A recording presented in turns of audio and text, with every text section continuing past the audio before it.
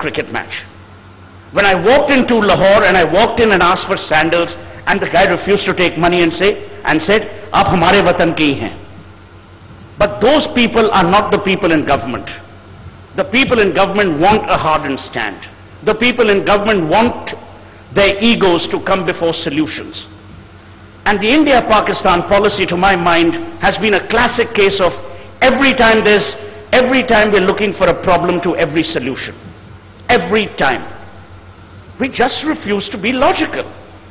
We refuse to take history as a learning ground. We refuse to learn from examples that we see today. The most secure, the most economically powerful nation in today's Europe is Germany. The unification came with a lot of pain, but in the end, it has helped unite families, it has helped people live prosperously.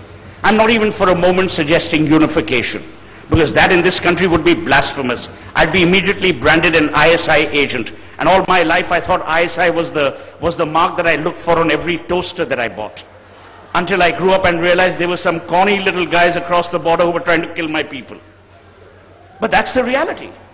So my serious submission is that, I mean, you know, from a logical platform, from a simple mindset, if I can see that the problem is solvable, if Kashmir is an issue, then Kashmir must be discussed at the talks.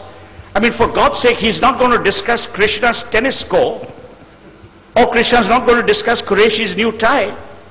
If this is a niggling issue, let's address the issue. We don't want anything but bilateral engagement. We don't want the Americas of the world to interfere, but the Americas of the world are interfering in any case through backdoor diplomacy. If Hillary Clinton is not busy preparing for Chelsea's wedding, she's busy interfering in IndoPak relations. We all know that.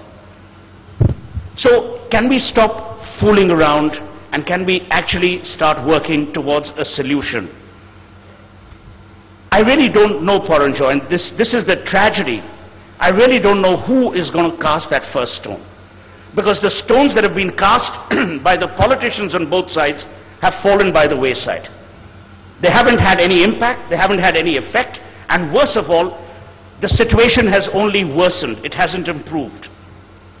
Today we are at a stage where the world mocks our growth, it mocks our GDP figures, because we can't even keep our continent in harmony. We don't have a decent relationship with our neighbors. And the same is said of Pakistan. There is religious bigotry on both sides. For our BJP, they have their bunch of jokers as well. Or for our RSS. But the point is, we both know that there are commonalities which are destructive in nature. So the way forward is for actually a people movement, either where the media steps in, but then again the media is too busy with that silly cocaine addict called Rahul Mahajan and his little wife called Dimpy. I mean, with a name like Dimpy, who would she marry but Rahul Mahajan? I hope there are no Dimpys here. But on a serious note, this is what I would recommend. That move the needle, talk about building civilian pressure. Pressure that comes from the people.